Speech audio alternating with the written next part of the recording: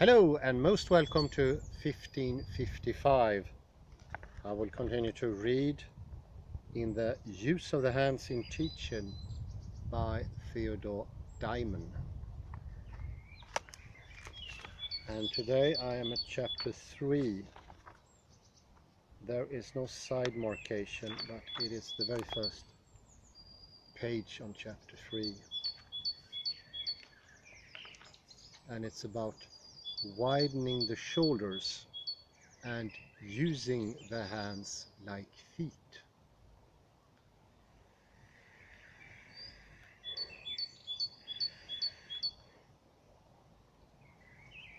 Dimon is renowned for having many marvelous feats up his sleeve, how to access a good posture in what I would call indirect manners. That is not directly reaching for them, but using, I can almost call them metaphors or analogies. Listen into this. There are many ideas about how to use the hands in teaching. Perhaps the most common being that we should use our hands in a sensitive and non-doing way.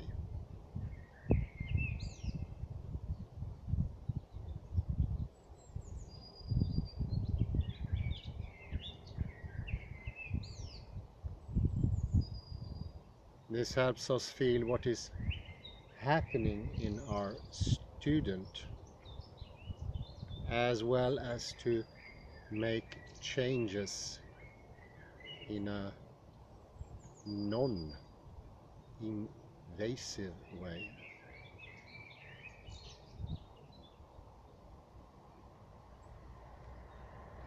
But what exactly does it mean to be sensitive and non-doing? And how do we develop these qualities?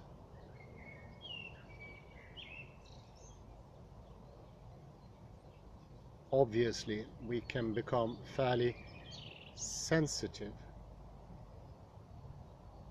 and skilled in using our hands simply by doing a lot of teaching.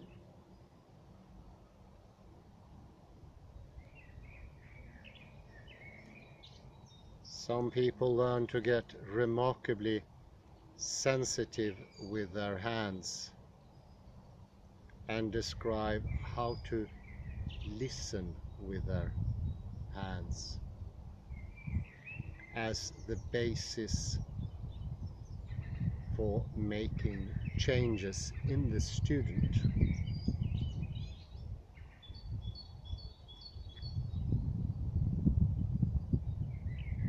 But this is not where the real skill with the hands come from. When we use our hands to do things, we must employ the flexor muscles of the hand, arms and shoulders, which enable us to grasp and manipulate objects.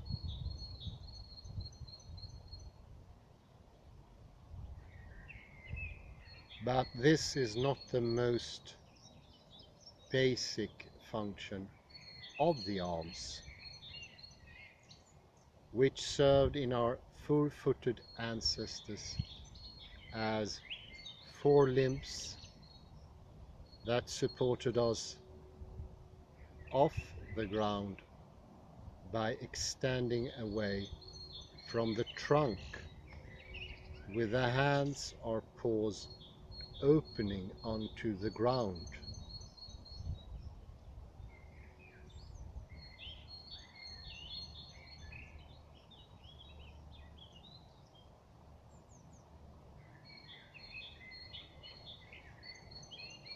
although we no longer use our arms primarily in this way.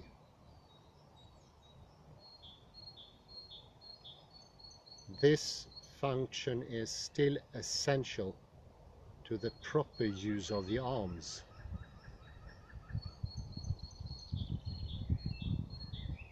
Which are meant to be supported by the extensor muscles even when we are grasping and manipulating objects. So it's the extensor muscles that needs to be involved.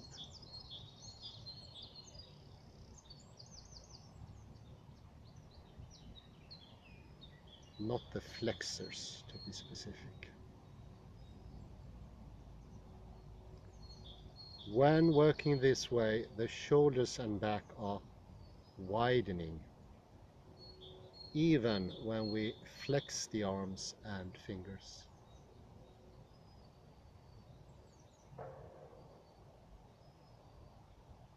This balanced use of the shoulders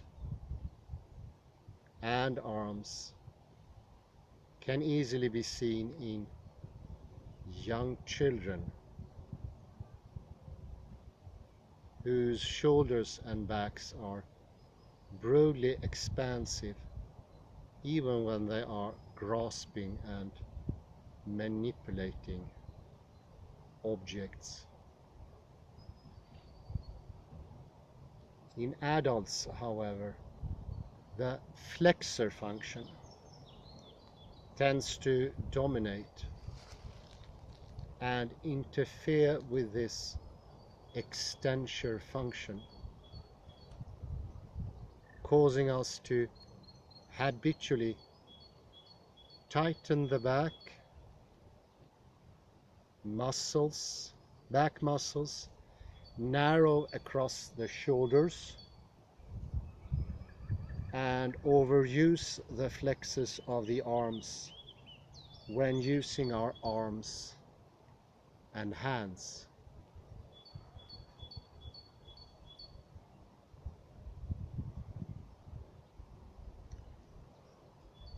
To restore proper support, we have to re-engage the extensor function of the arms and back by putting ourselves in a position of mechanical advantage and placing our palms on a flat surface with the arms extended. That is, by using our hands like feet.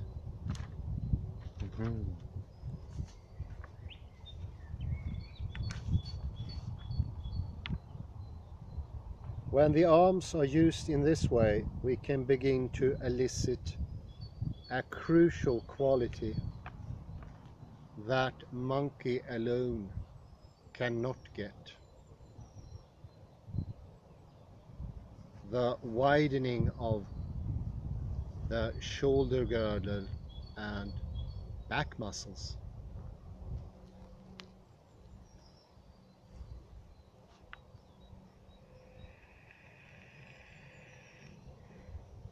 Because the arms are now being used in a supportive way, we can stop the narrowing across the front of the shoulders and in the biceps, which allows the shoulders to spread apart and the back to work more fully.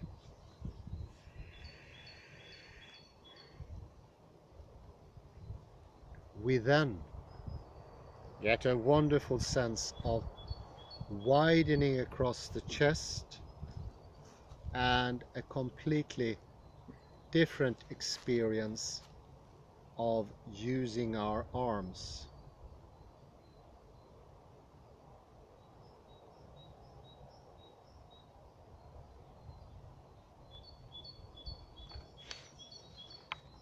This quality is crucial to learning to use the hands in teaching precisely because the overwhelming tendency when we teach is to narrow across the shoulders.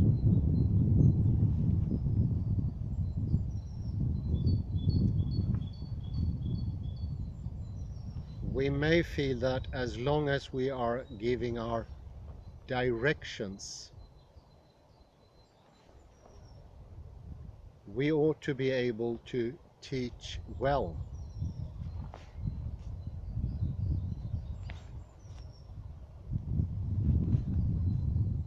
But if our shoulders are habitually narrowed, we will not be able to communicate a good stimulus through our hands.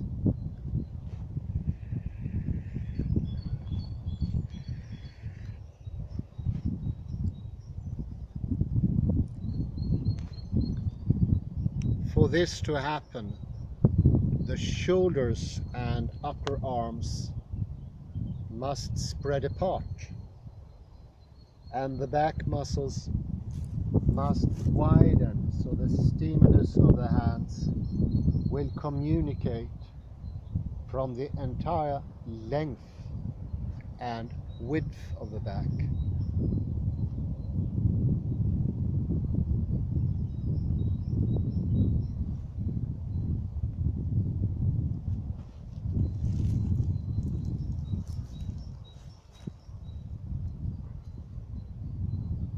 When we use the arms as an extension of a supportive back, which communicates the elasticity of the entire system to the person we are working on.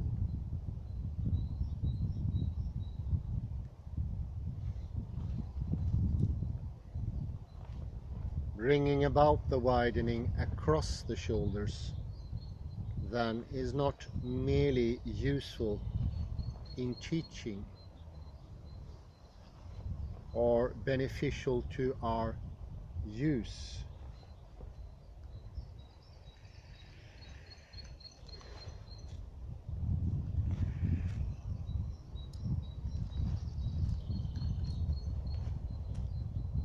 It is the essential element needed to use our hands skillfully in teaching.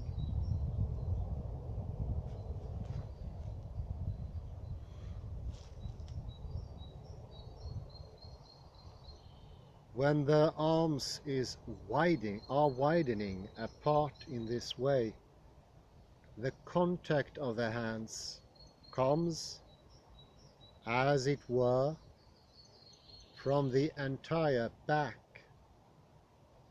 and is of a totally different character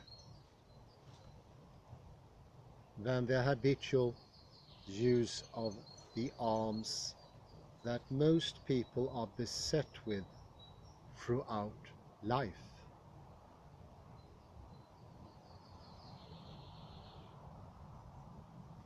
Unfortunately, many teachers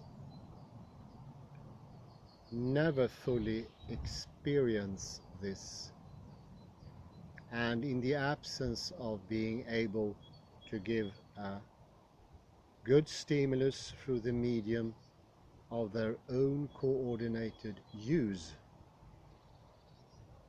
are forced to rely entirely on sensitivity and manipulative skill as a substitute for their own coordinated state.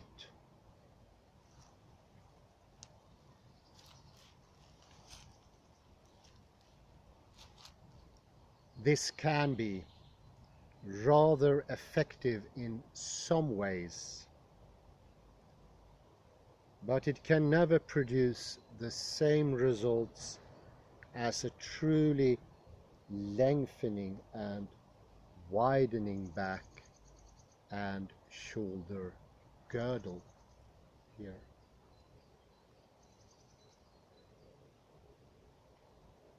In this sense, the goal of learning to use the hands well in teaching is not manipulative skill or sensitivity. Important though these may be, any more than a singer should try to produce a pleasant sound as the basis for training the voice.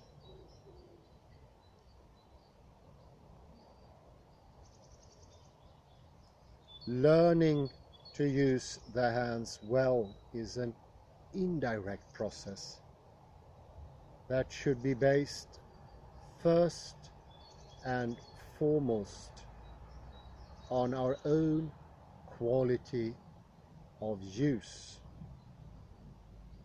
The ability to feel what is happening with your hands and to make changes in the student should flow naturally out of this.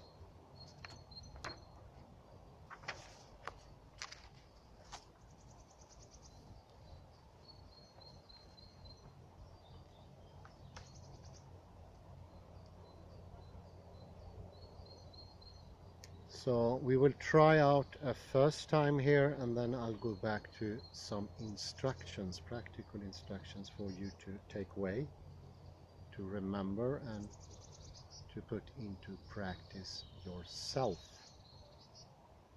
And I'll see here, we can start doing the monkey maybe on the side of the log. See if it's sort of high enough. I'll bring the recorder.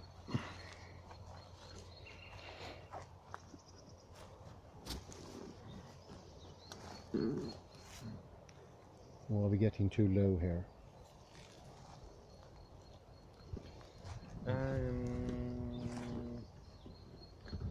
I could put my back here, but I don't know if it helps. Yeah, that would help. Your back. I'll put a pause.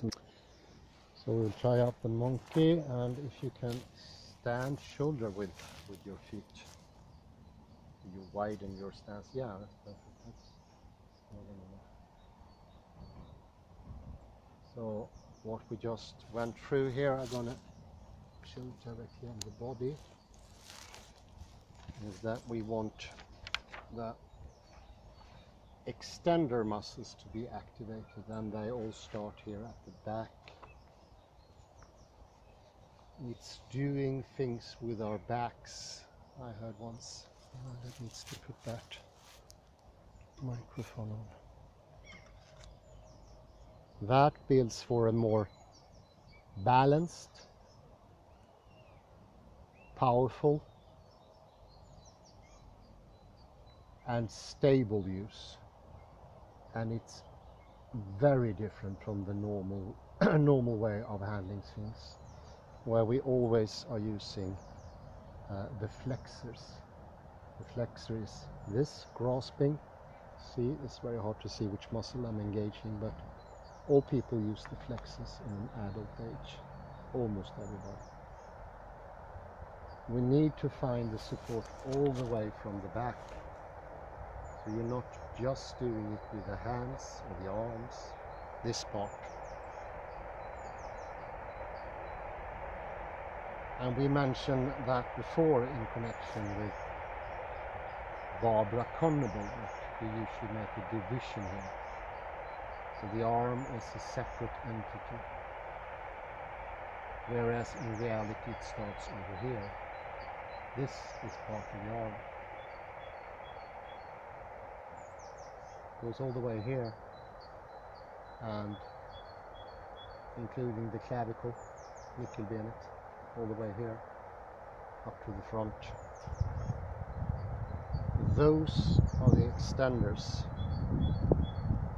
and we want them to get engaged in the process. And you can start color by thinking that there is a little smile just where the skull ends and the neck starts. And to make it a bit more interesting, I urge you to, with your long finger, to point it out, where in the neck, if you go to the neck.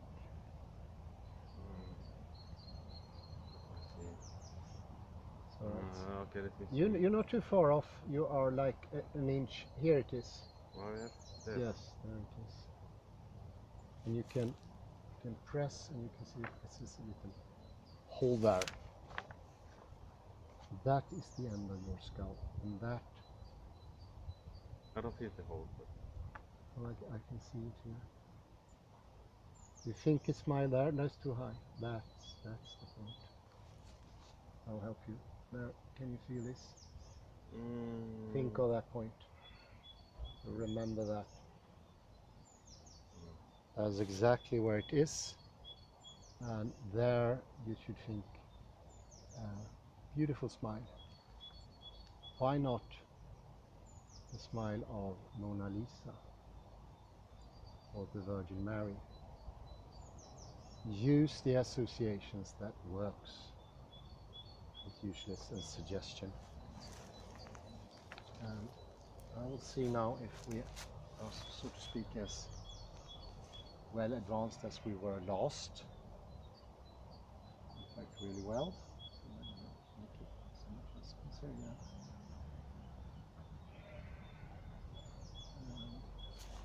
See here. Nice.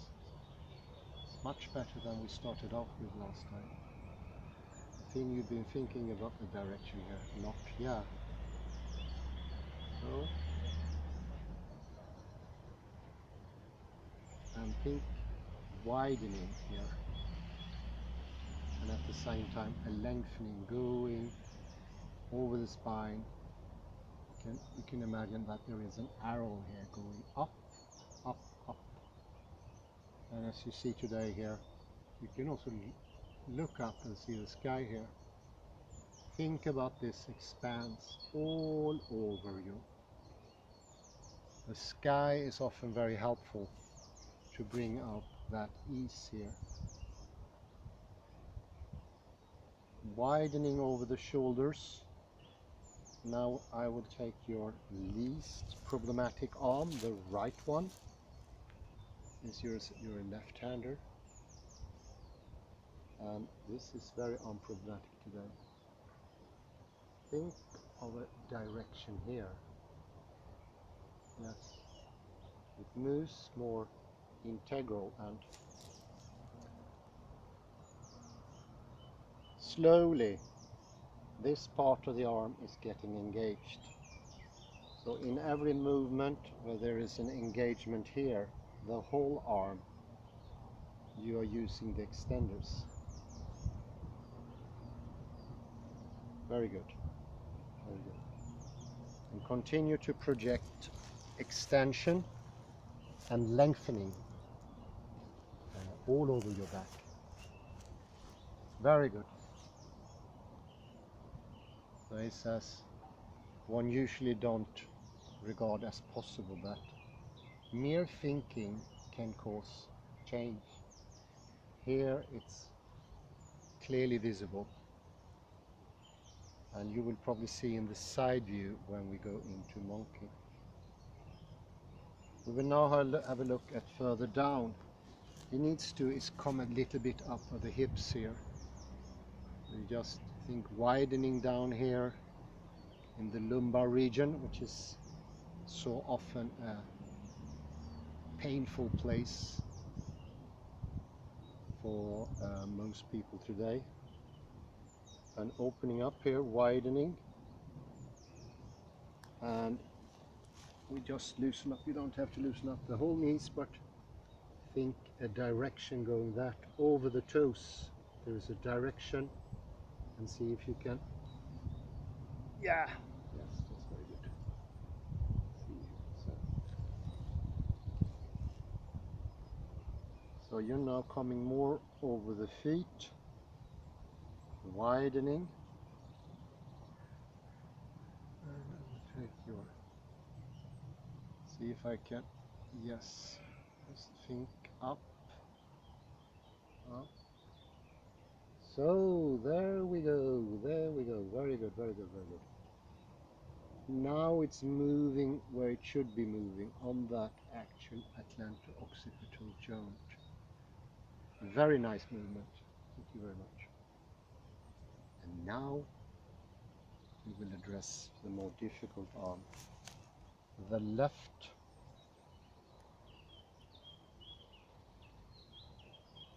Think a direction here, going out. And already we started to see a movement here. So that is the idea, that each movement is initiated by the back, and thereby bringing this part of your body into the activity, not only this part.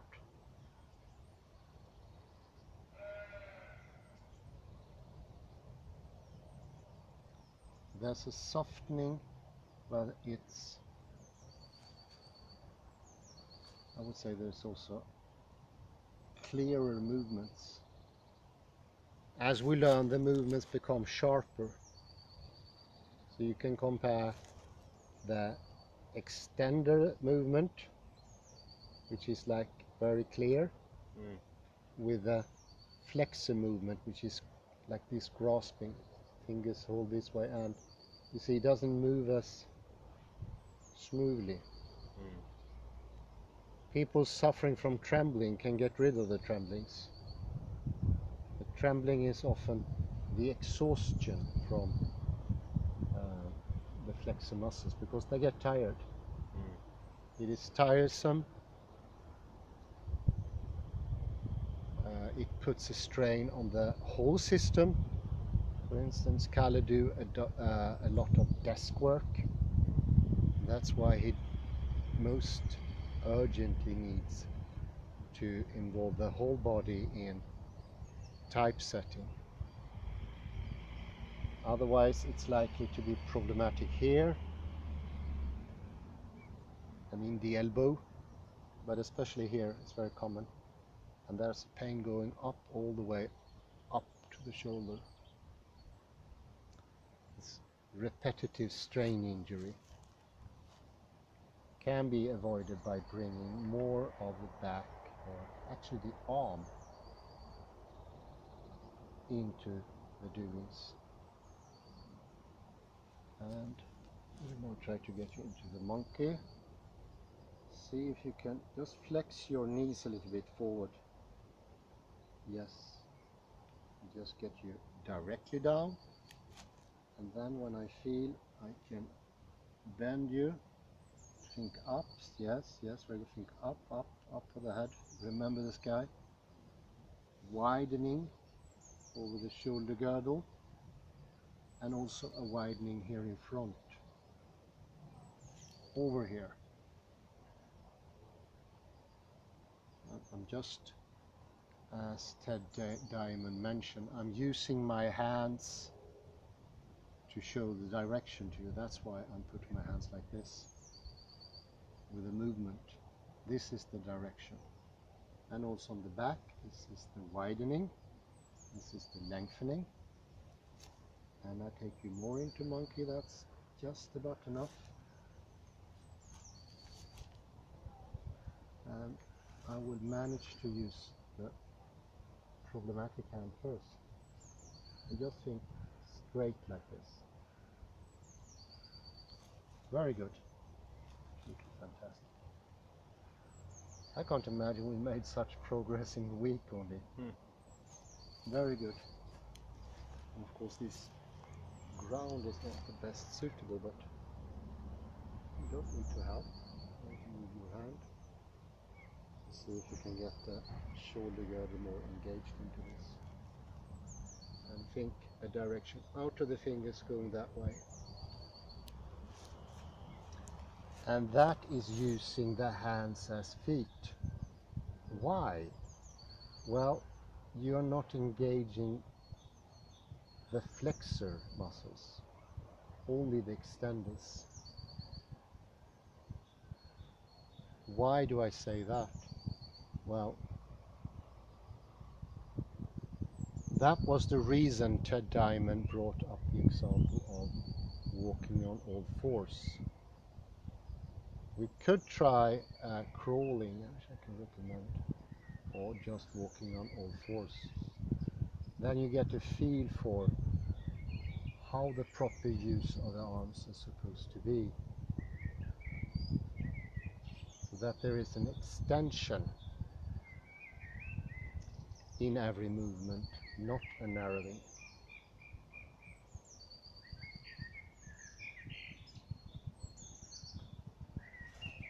So you have a couple of directions going on here, and I will take the head again, and I will, yeah, still balanced. There's some tension, which is normal for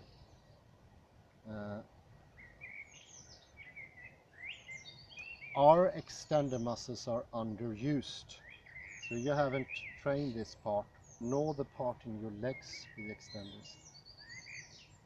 So often the flexors take that. It's a rather tough work. Think a direction going out to your knees, just like the hands and the feet. And when it comes to the feet, you should imagine the direction being from your middle toe. If you have the feet like this, that should be the direction. Just there. And that will often ease the hips, so your back can come out of the hips. So yeah, very good.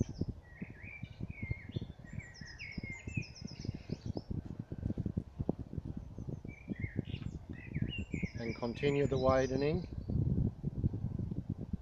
And I think I will take you out of the monkey first by bringing your hands back. It will put your strain on you. You will notice this is exhaustive almost in the beginning. So do settle for maybe a couple of minutes early in the beginning. But if you practice each day, you will be able to expand up to normal, something in the region of 5 minutes.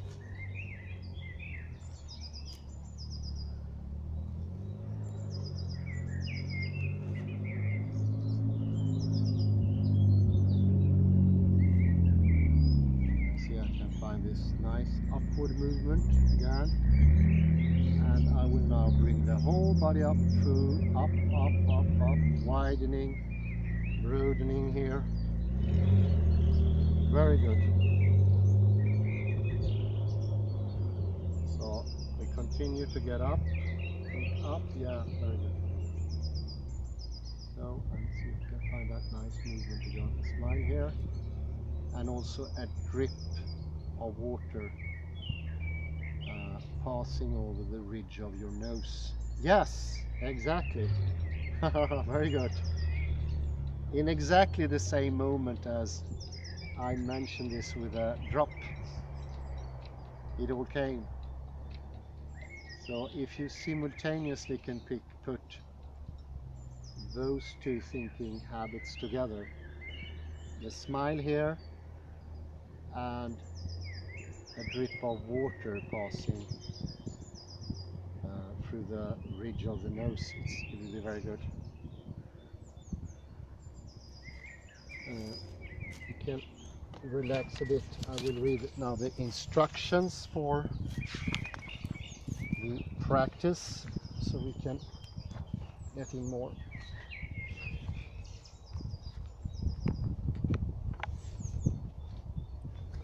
And this will be a little bit of a repetition here. So I read the instructions. Kalle, you can place yourself more comfortable if you prefer. So how did that feel? No, it was much less exhausting than last time. Yes, yes. It was. I had good continuity. It was amazing because it was just one short occasion last week. So you see, the monkey is re-educating the body, and as soon as you come over a sort of a hill, because in the beginning when you do the monkey it will be an extra strain, especially in the thighs for me. I don't know, that goes for everyone. But when that releases and the extensors become activated, you will feel much less of a strain, as you already felt.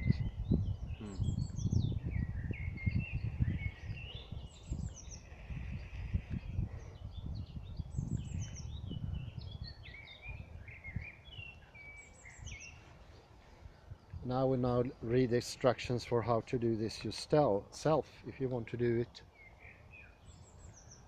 either in front of a chair, or you can also do it to a table, but it needs to be almost the height of your plenum or a bit under the navel, but a normal working table or kitchen table would do.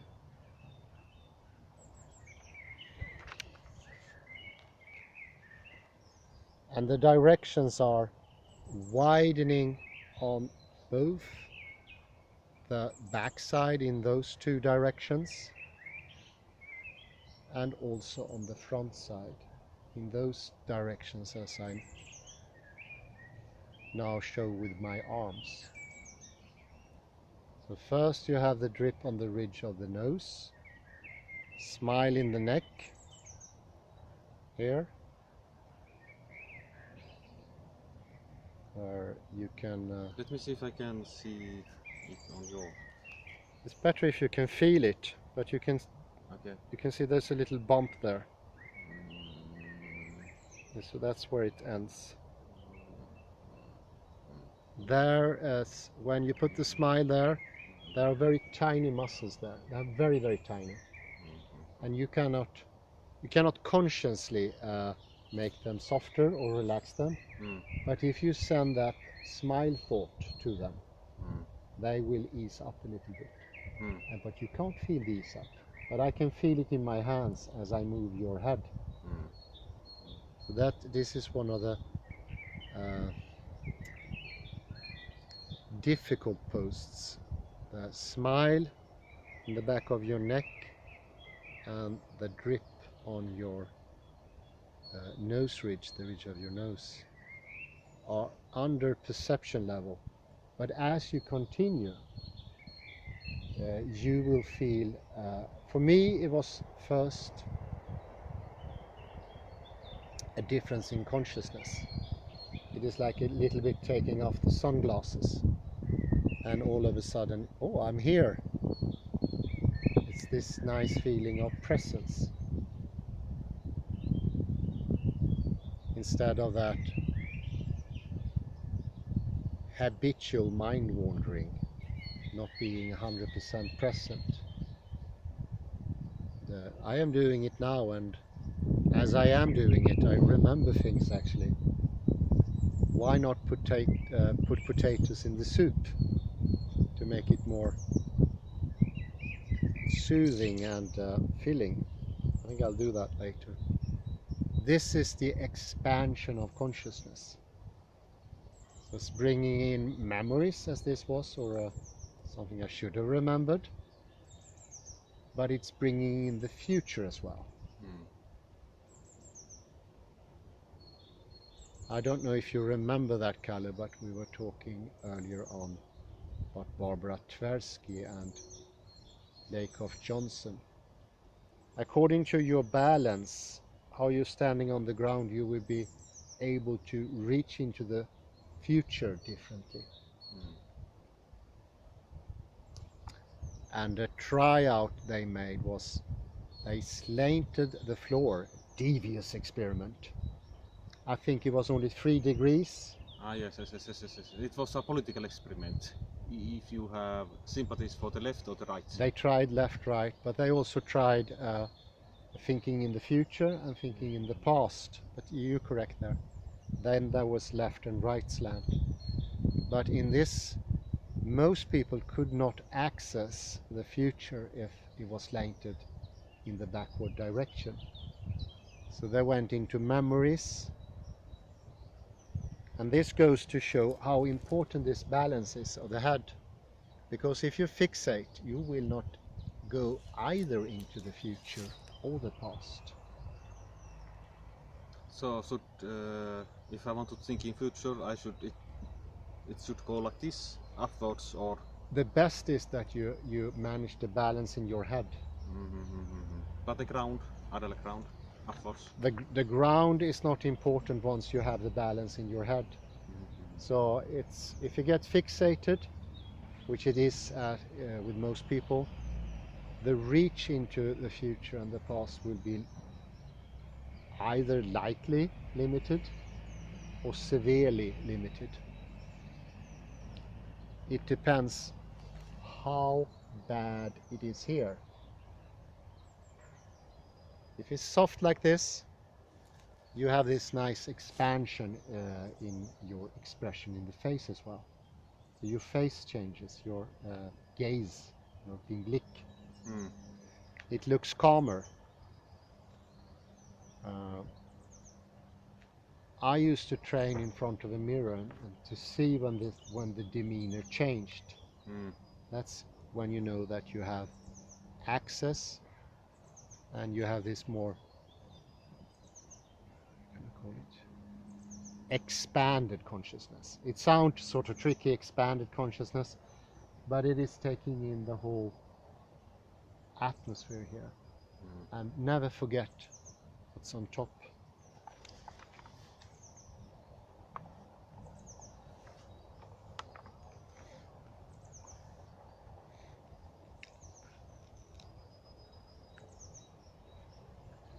So let me repeat the instructions so you can train by yourself. So first, think of the drip over the nose ridge. Second, a little smile just where the atlanto-occipital joint goes into the bottom of the skull. That's the region where Alexander said everything is happening, called the primary control. And once you have that going for you, you add lengthening of the spine. Maybe you can stand sideways. I can just demonstrate. See here. Then you have this lengthening of the back here. This direction lengthening. And a widening going this way. Makes a cross. But it always starts with a perpendicular movement here. Here first, then the arms. Yes, it's happening now.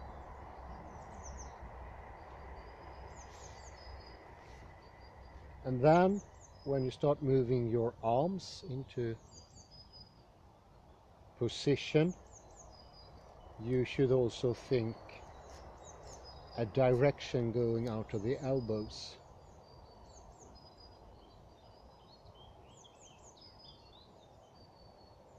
And you should also allow the right upper arm to go away from the left upper arm.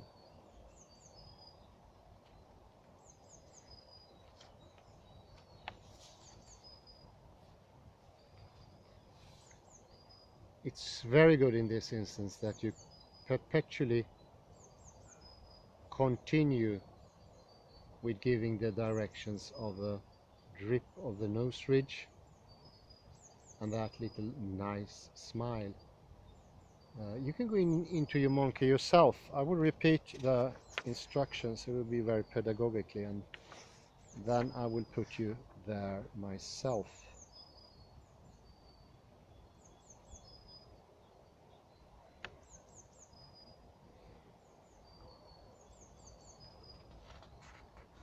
So widening also on the front side of your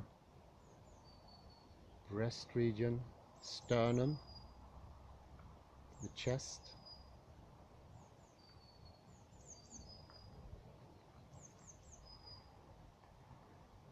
And you can think as having more distance in between these, so liberating the left arm from the right arm, especially upper arms. And then you have a lengthening movement going in the middle finger. And I need to make an adjustment here, and that is that the hands should be resting, as to be exactly in the same position as I said, use the hands as feet. So we should refrain from using them as hands, or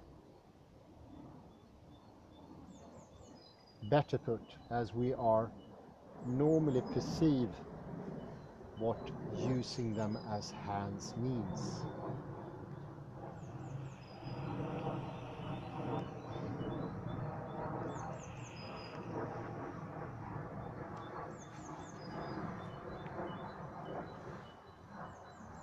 And doing everything think-wise in the same order is also very helpful.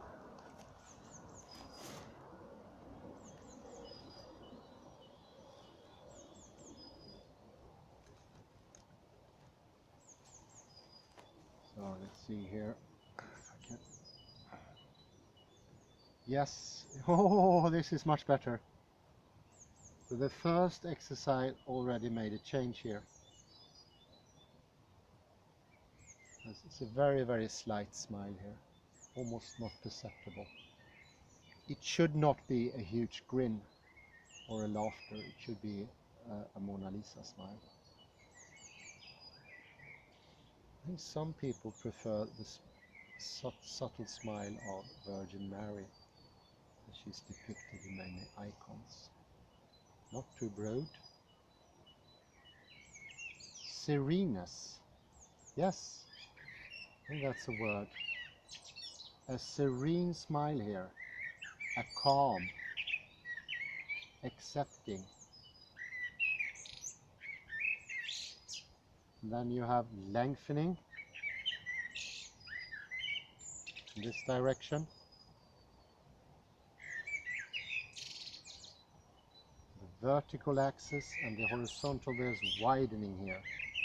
And that widening should go all the way from the spine, because as you learn your own body, you will also learn that the clavicle and the shoulder blade are actually part of not the back, but part of the arms.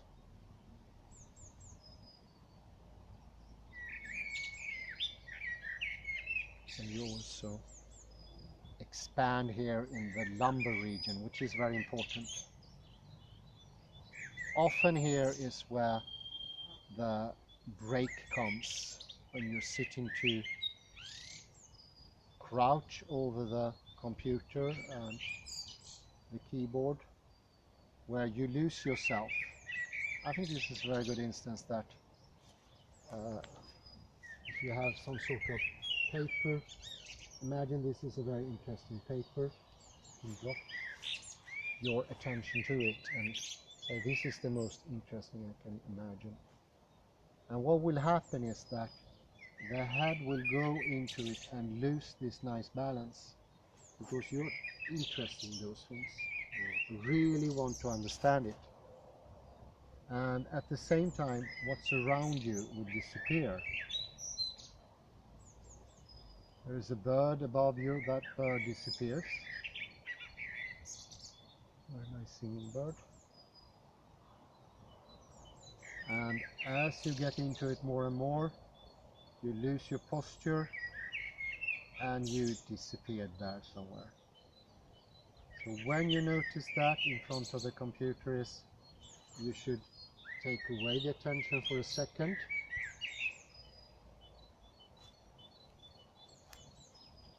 You find your balance. You think of the little drop. Yes, very good. The little drop is no more than the most subtle of the subtler nods. It's like you're saying very, very little yes to something. Bring in the widening.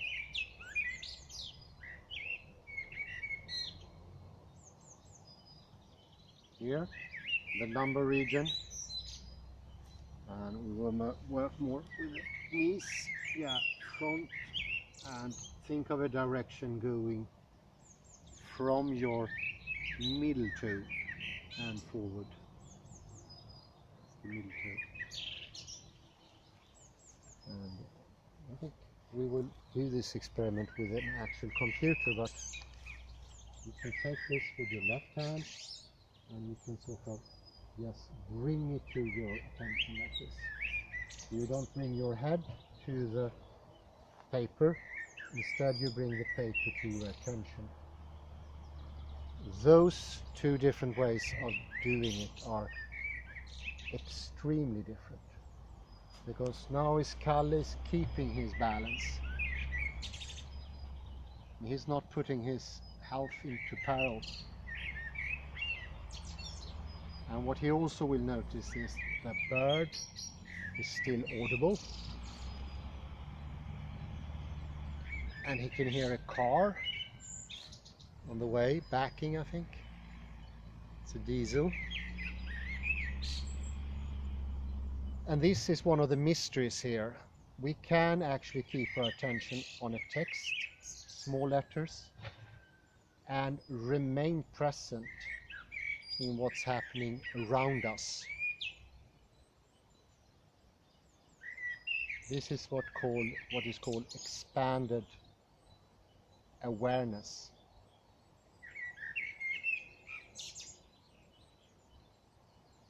So there is no contradiction between focusing on small details and having the larger picture. I will ask you to go out of the monkey yourself and take a little rest, and if time allows it, I will put you into the monkey once more. You see the clock for yourself if it allows it. 13:57. I should take it 10:44 perhaps. So I should go now after 3 minutes. 5 minutes, okay. Just relax a minute and I'll put you into that situation.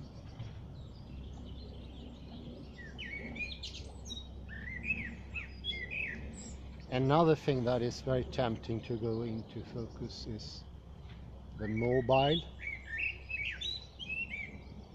Reading small letters in a newspaper like this, where your attention makes the little tension here offsetting the balance. It's so little that's needed. I like to think of the balance of the skull on the atlanto-occipital joint as the absolute connection between mind and matter, body and soul. Because in a way it's a bodily act to have the balance, but it changes everything in one's attitude, in one's awareness. When it's tensed, your awareness falls away.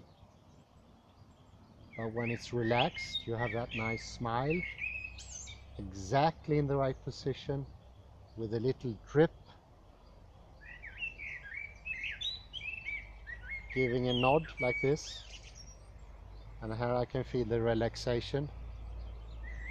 I move more freely my head, and something instantly is changing in my body. I can sort of feel in more. So let's, if you have a few minutes, we can try the monkey. Then I let you to be on your way.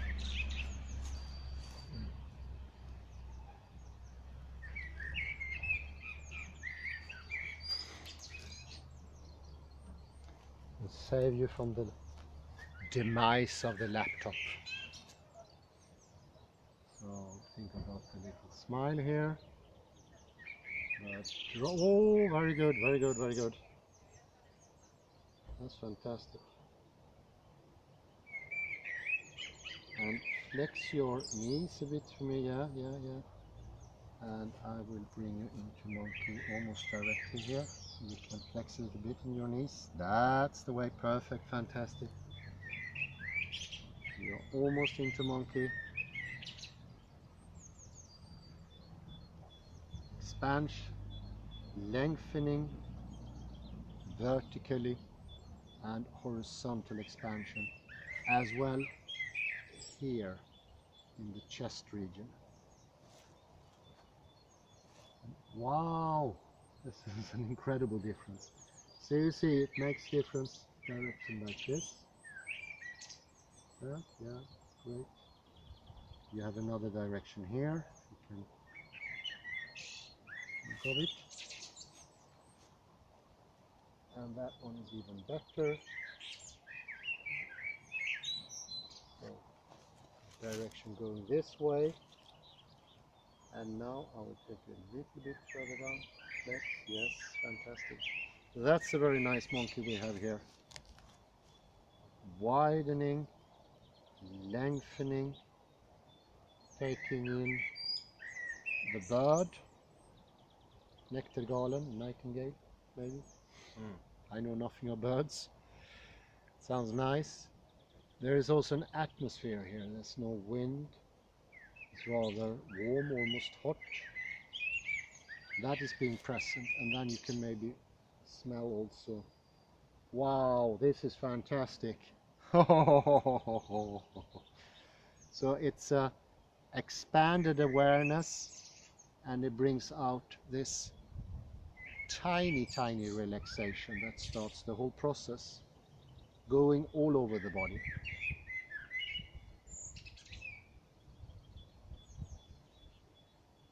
So fantastic, you can go after it. I say thank you very much, Kalle. It was a pleasure. It was a huge success. And thank you for listening. You should perhaps show these two trees. I found something interesting. They're intersecting like in chirality or like a chiasmus. Oh yeah, they do actually. It does look like a chirality. Look there. See, expanded awareness makes us see that. We passed here two, 3 times before, I think. And I don't think we ever spotted that before. So thank you very much for your patience and have a very pleasant afternoon. Bye bye.